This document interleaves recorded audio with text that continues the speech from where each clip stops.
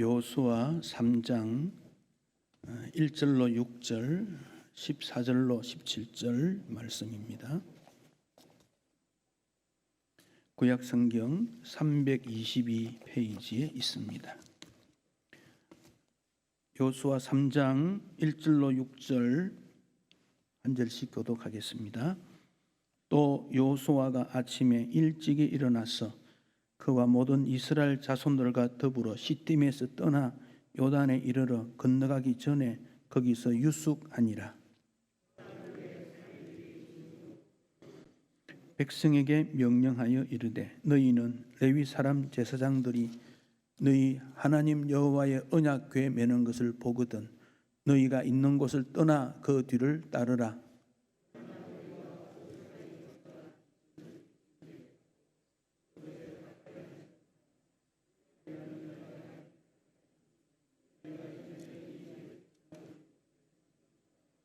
여호수아가 또 백성에게 이르되 너희는 자신을 성결하게 하라. 여호와께서 내일 너희 가운데에서 기이한 일들을 행하시리라.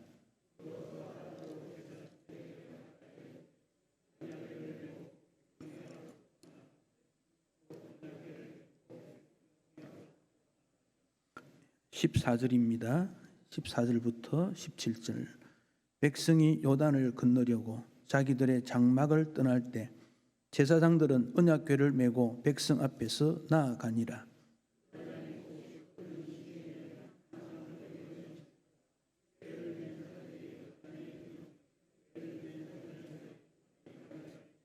곧 위에서부터 흘러내리던 물이 그쳐서 사르단에 가까운 매우 멀리 있는 아담 성읍 변두리에 일어나 한 곳에 쌓이고 아라바의 바다 염해로 향하여 흘러가는 물은 온전히 끊어지매 백성이 여리고 앞으로 바로 건널세.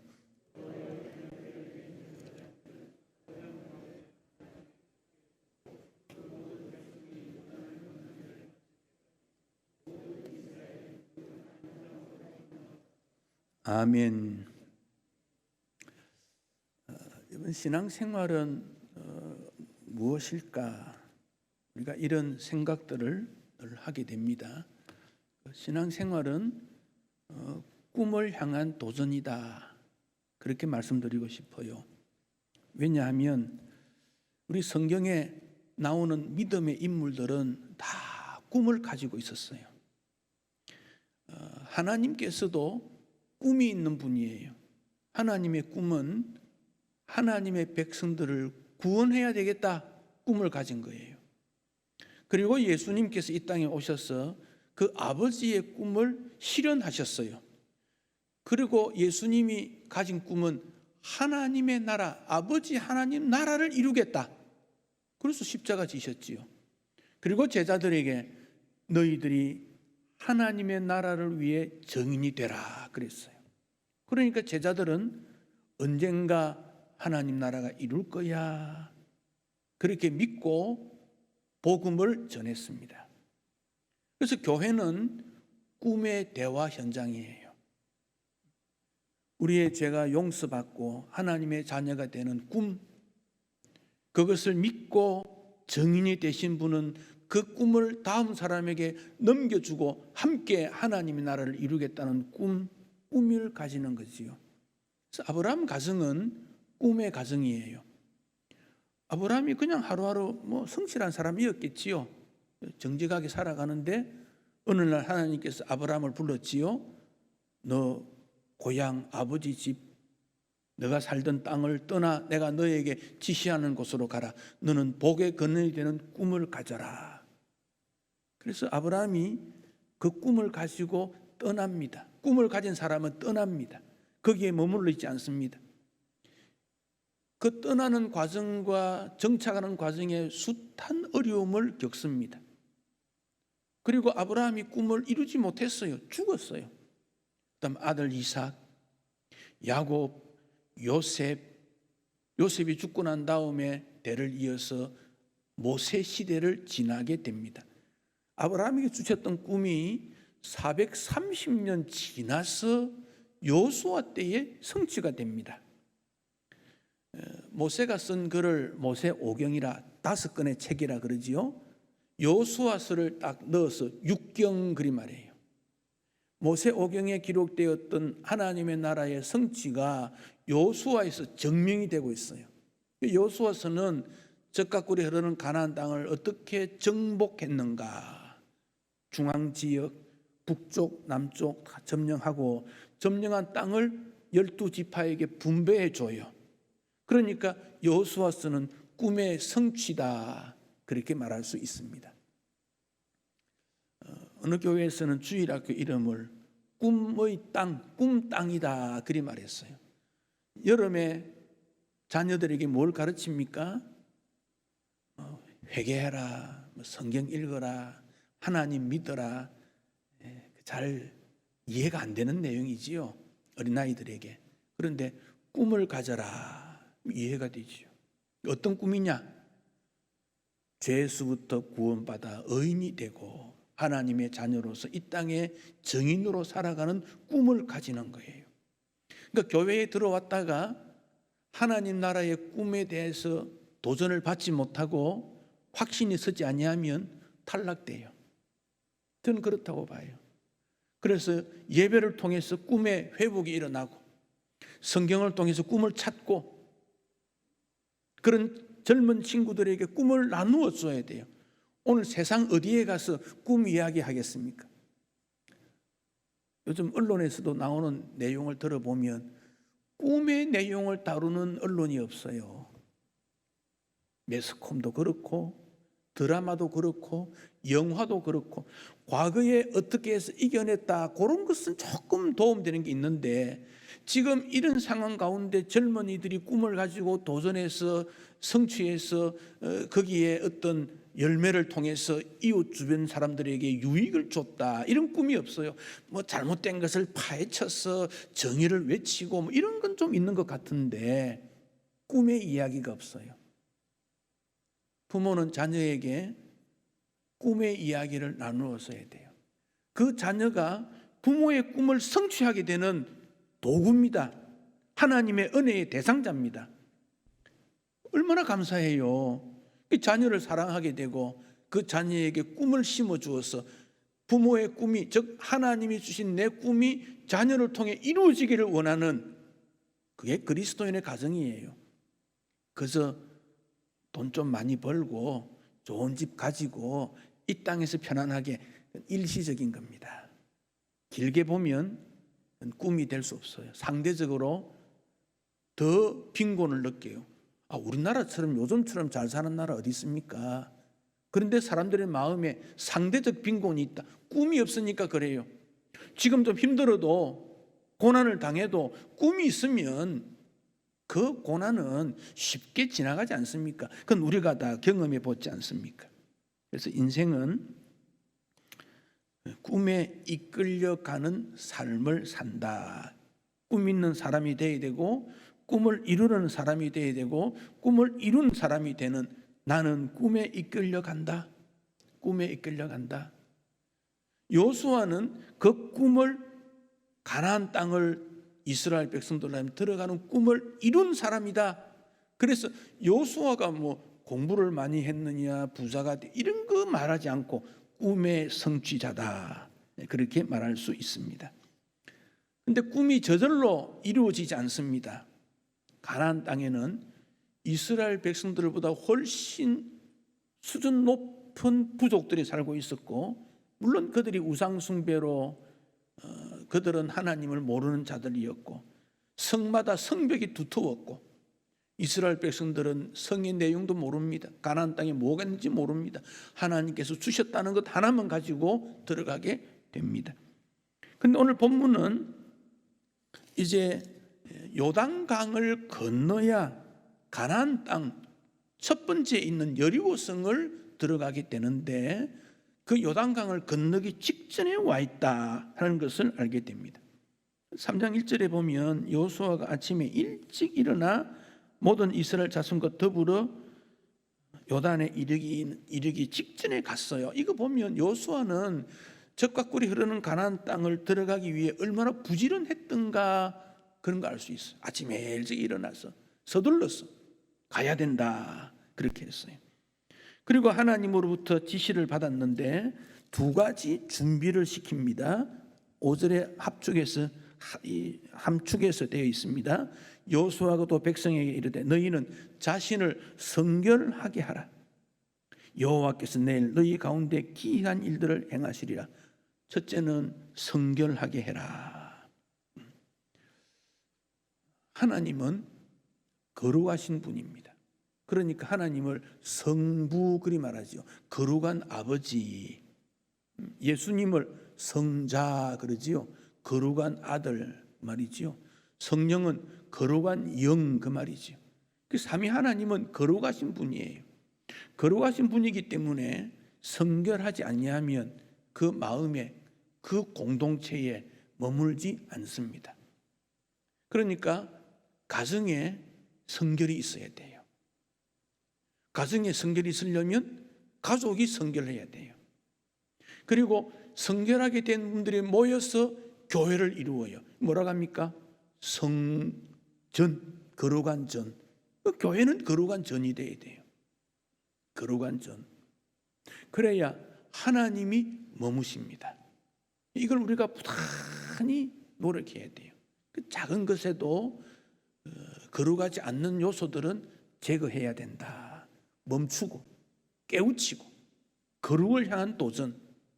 그래서 개인, 가정, 교회 그렇게 되면 우리 사회도 깨끗해질 거예요. 이 도전이 우리에게 있습니다.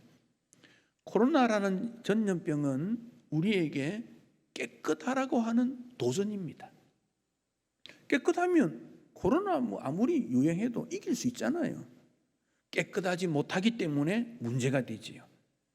영적으로도 그래요. 깨끗한 마음에 주님 임하면 마음에 편안이 와요. 염려가 사라져요. 그런데 깨끗하지 못하면 마음이 복잡해져요. 이 생각, 저 생각. 믿음은 뭔가 거룩에 대한 도전이에요.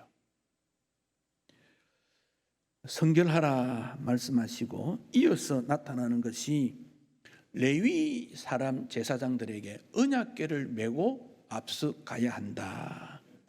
언약궤, 언약이 담겨져 있는 궤를 언약궤라 그러지요. 하나님이 이스라엘 백성들에게 주셨던 십계명이 그 속에 들어 있습니다. 다른 말로는 법궤 그렇게도 말합니다. 이 언약궤를 만들어서 그 속에 세 가지가 들어 있는데 하나는 십계명. 십계명은 돌로 두 군데 해서 딱 기록된 하나님이 직접 써주신 말씀이지요. 두 번째는 이스라엘 백성들이 광야에서 만나를 먹었는데 만나를 담은 항아리, 그 속에 만나를 담겨 있는 것. 세 번째는 아론이 지도력에 대한 문제가 있었을 때 각 지파 대표들이 지팡이를 가져와서 땅에 꼽았는데 아론이 가지고 있는 지팡이에 하룻밤새에 싹이 나버렸어요. 그것을 싹난 지팡이 그래요. 그 세 가지가 들어있어요. 말씀, 만나 하나님이 먹여주시는 생명의 말씀, 싹난 하나님의 이적을 기념하는 것 세 가지가 들어있어요. 근데 나중에 이제 광야 생활 마치고는 만나는 다 없어졌어요. 먹는 것 없어졌습니다. 아론의 쌍난 지팡이도 어떻게 된지 없어졌어요. 십계명은 남아 있었어요. 말씀은 영원하다는 거지요. 근데 지금 이것이 어디에 있는지 몰라요. 만약에 이 언약궤 혹은 법궤가 발견이 된다면 우상의 대상이 되는 거지요. 그래서 하나님이 감추어 버렸어요. 이 언약궤 그 내용이 무엇입니까? 십계명이지요. 그 내용이 두 가지지요. 하나님 사랑하고 이웃 사랑해라. 하나님 사랑하는데 다른 신 두지 말라, 우상 숭배하지 말라, 이름을 막는 데에 부르지 마라, 안식일을 거룩히 지켜라. 하나님 사랑해라. 예배는 하나님 사랑하는 것을 실행하는 게 예배입니다. 예배를 중요하게 여기셔야 돼요. 예배 드리는 것을 방해하는 사람이 사탄이고 어두운 권세자들이지요. 예배 드리지 못하게 해요. 꼭 토요일 되면 문제가 생기고 갈등이 일어나고 교회 오려면 문제가 일으키고 예배 드리지 못하게 만드는데 나는 어떤 경우에도 예배 드리는 자가 되어야 되겠다. 왜? 우리를 예배하는 자로 불렀다는 거예요. 목적이 예배하는 자예요. 두 번째가 인간관계에 나타나는 거지요. 부모 공경해라, 살인하지 마라, 간음하지 마라, 도둑질하지 말라, 이웃에게 거짓 증거하지 말라, 이웃의 것을 탐내지 마라. 이 계명에 대한 해석이 신명기서가 전부 계명에 대한 해석입니다. 이렇게 해서 하나님의 말씀대로 실천하면, 좌로우로 치우치지 아니하면 복을 주겠다. 가나안 땅에서 오래 살게 될 것이다. 그게 신명기서 내용 아닙니까? 예수님께서 이 땅에 오셨을 때 유대인들에게 하나님이 뭐라고 말씀했니? 묻지 않습니까? 뭐라고 하셨니? 압축하니까 하나님 사랑, 이웃 사랑이더라. 한마디로 사랑이더라. 그래서 요한은 하나님은 사랑이시다. 계명 지키는 것은 사랑의 행위입니다. 무거운 게 아니라는 겁니다. 그 언약궤를 레위 사람 제사장들이 메어야 된다. 레위 사람은 땅에서 수확을 하는 거나 뭐 그런 걸 먹고 사는 게 아닙니다. 성전 중심에 사는 사람인데 그 중에서도 제사장들이 언약궤를 메야 된다. 언약궤를 맨다는 것은 무거운 일입니다. 때로는 가족을 떠나야 되는 일도 있고 힘든 일입니다. 그러나 그 일을 앞서 행해야 된다는 귀한 교훈을 주었어요. 신약에 오면 우리 모두를 왕 같은 제사장이다 그랬습니다. 이 사회에서 하나님 앞에 기도하는 사명, 제사 올리는 사명을 가진 제사장이다 그랬어요. 제사장은 좀 어깨가 무겁습니다. 힘듭니다. 부담감이 옵니다. 그러나 꿈을 이루려면 부담감 가지지 않고 힘들지 않고 꿈을 이루는 사람이 있습니까? 꿈은 수고를 통해 땀을 통해 이루어지는 것 아닙니까? 영국의 선교사 리빙스턴, 아프리카의 선교사지요. 그 미개 지역에서 이곳저곳 다니다가 어느 날 사나운 짐승을 만났습니다. 졸도를 해버렸어요. 기절을 한 거예요. 나중에 정신을 차려보니까 몸에 그 발톱 자국이 몇 군데 있는데 생명은 괜찮았어요. 그 리빙스턴이 이런 말을 합니다. 사명이 있는 자는 죽지 않는다. 유명한 말을 했어요. 사명이 있는 자는 하나님이 함께 하시고 그를 통해 영광을 받으시기 때문에 주님이 그를 이 땅에 두시는 거지요. 그럼 아직 우리에게는 사명이 있는 거지요. 사명을 찾아야 됩니다. 언약궤를 맬 때 말씀을 지키려는 사명이 있고 그 말씀대로 살기 위해서 주님 앞에 충성스럽게 서야 합니다. 언약궤를 메어라, 메어라.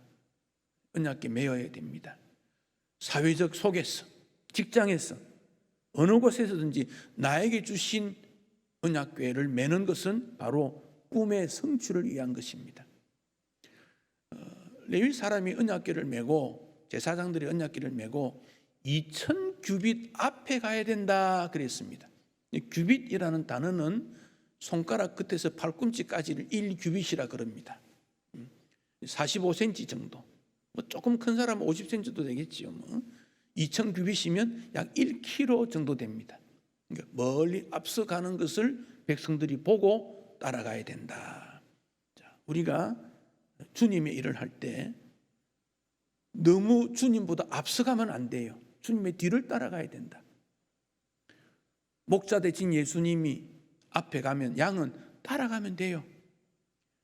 그런데 양이 뿔이 있거나 성격이 급하거나 이런 양은 목자 앞으로 뛰어가다가 사고가 나는 수 있습니다. 목자 뒤를 따라가야지요. 그리고 모든 백성들이 볼 수 있는 정도의 거리를 유지하는 거지요. 1km 떨어 그 적어도 200만 되는 이스라엘 백성들이 보려면 길게 서서 건너가려면 붓개를 맨 제사장이 멀리 앞에 가는 것을 보고 가지 않겠습니까? 그 시기가 15절에 보면 곡식 거두는 시기 4월 정도 됩니다. 보리나 밀은 10월 달쯤에 심어서 해가 바뀌어서 3월, 4월에 거두는데 그때가 어느 때냐? 이스라엘은 비가 많이 오는 우기입니다. 비가 많이 오니까 물이 가득 차겠지요. 그래서 성경에 보면 언덕에 넘쳤다, 물이 언덕까지 넘쳤다, 가득하다는 것이죠. 그것을 배를 타고 갈 수도 없고 다리를 놓을 수도 없고, 또 그렇게 해서 건너간다면 상대방이 공격할 수도 있고, 여호수아는 긴장이 되었지요. 그러나 꿈을 이루기 위해서는 반드시 건너가야 되지요. 하나님께서 하나님의 기이한 일, 기적을 베푸십니다. 이 하나님의 기적의 특징은 반복적으로 하지 않습니다. 항상 새롭게 우리가 이해하지 못하는, 한 번도 경험하지 못한 방법으로 일을 하십니다. 홍해는 바다 밑을 길을 내었지요. 요단강은 물을 멈추게 하는 방법이었지요. 그래서 하나님께서는 여러 가지 방법들을, 우리가 알지 못하는 엄청난 방법을 많이 갖고 계시기 때문에 기도하면 지혜를 얻는다 그랬습니다. 그 지혜를 통해서 하나님을 섬기게 됩니다. 어떤 신문 기자가 이런 글을 썼습니다. 우리나라 정치인이라고 꼭 말할 필요는 없지만은 우리나라 지도자들은 10계명 중 3계명은 식은 죽 묵기로 범하고 있다. 도둑질 하지 말라는 계명에 대해 지능적으로 도둑질하며 자기 배만 채운다. 살인하지 말라 계명에 대해 정치인들은 거추장스러운 사람을 보복하고 다시 일어서지 못하게 한다. 거짓말하지 말라는 계명에 대해 거짓말을 얼마나 잘하는지 진실된 말처럼 들리게 한다. 그래서 모두가 속는다. 또 있습니다. 여기 없는 내용이지만 간음하지 말라는 계명에 대해 나는 로맨스고 너는 불륜이다. 이게 우리나라 사회입니다. 성결에 대한 도전을 해야 합니다. 여러분, 꿈이 있으면 기도하게 돼요. 꿈이 없으면 기도 안 합니다. 새벽기도 왜 적습니까?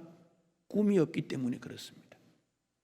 꿈을 말하지도 않고 공부하지도 않고 가지지도 않는데 뭐 기도할 이유가 뭐 있습니까? 내 죽으면 천국 갈 건데.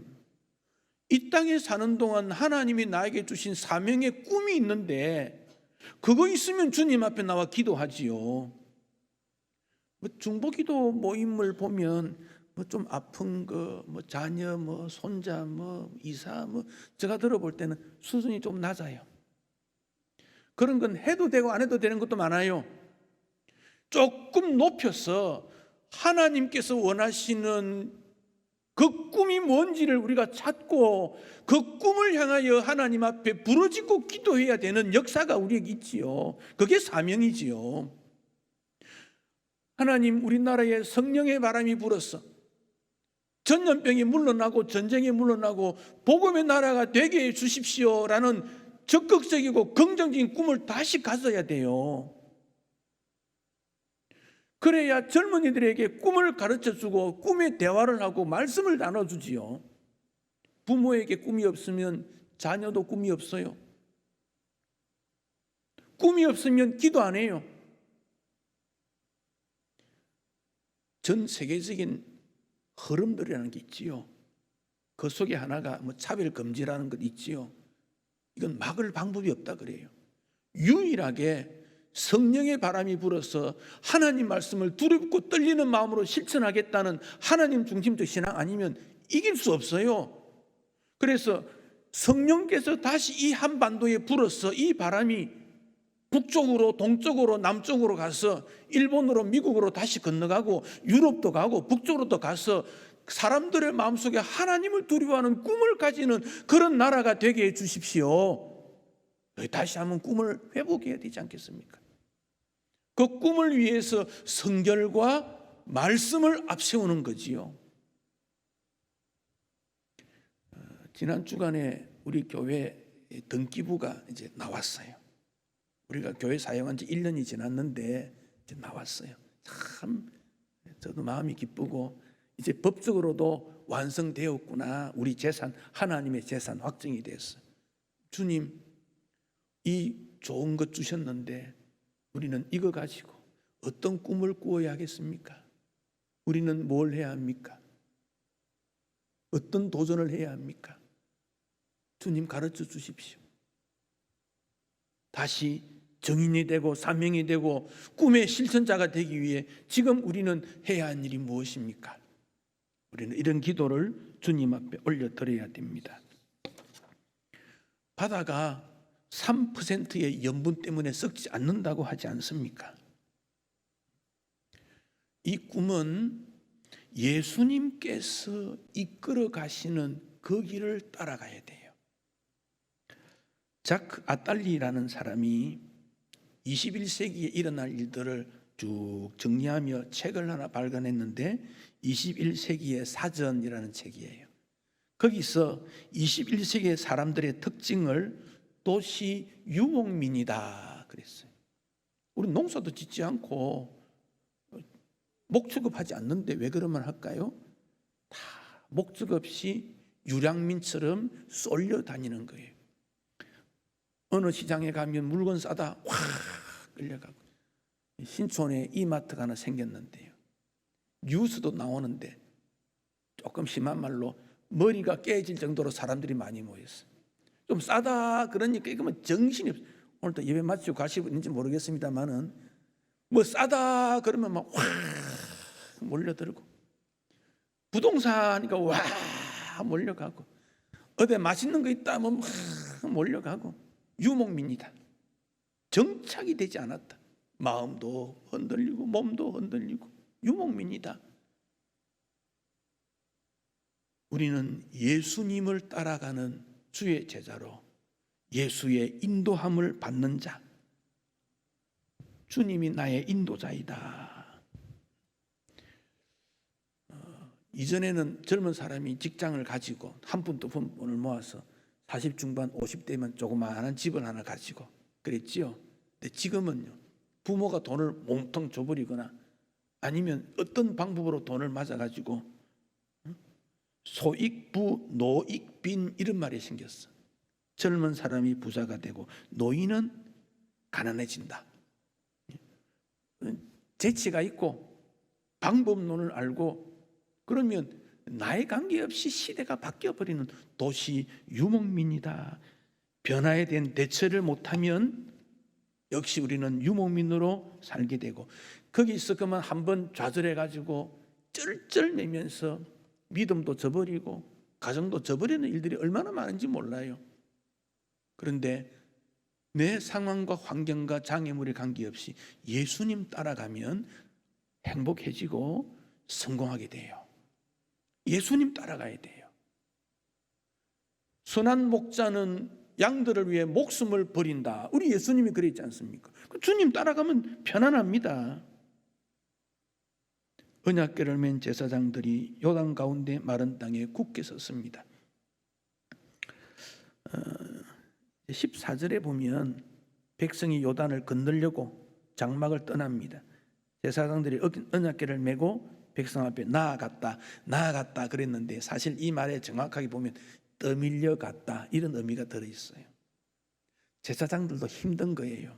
어깨 메고 요단강물에 발 딛고 있는데 발은 차지요, 어깨는 무겁지요, 자기 가족은 돌볼 수도 없지요. 그래서 억지로 떠밀려 간 거예요. 사람들이 지나가면서 제사장들에게 인사했겠지요. 뭐 누구 아빠, 뭐 누구 씨, 수고하세요. 다 건너가는데 제사장은 해질 때까지 언약궤 메고 그 속에 발을 담그고 서 있는 거예요.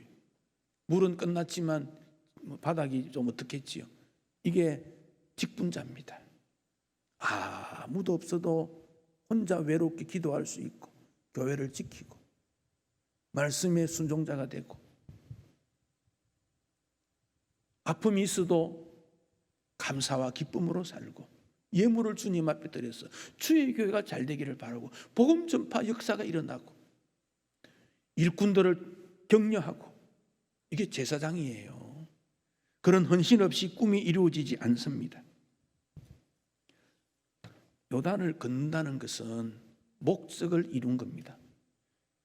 완전한 꿈의 성취는 아니지만 요단 건너야 꿈이 성취가 되는데, 여러분 질병이라는 요단강도 건너야 돼요. 육체의 질병은 마음의 질병으로도 이어지는데 주님 앞에 고백하면 마음의 평강을 얻게 돼요. 마음이라도 편안해야지 육체도 건강해져요.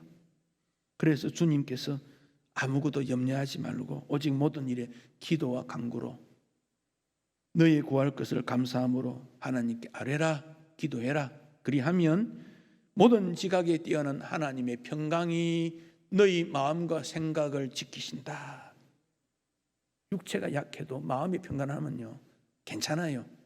어차피 나이 들면 약하게 돼 있어요. 시간 싸움 뿐이지요.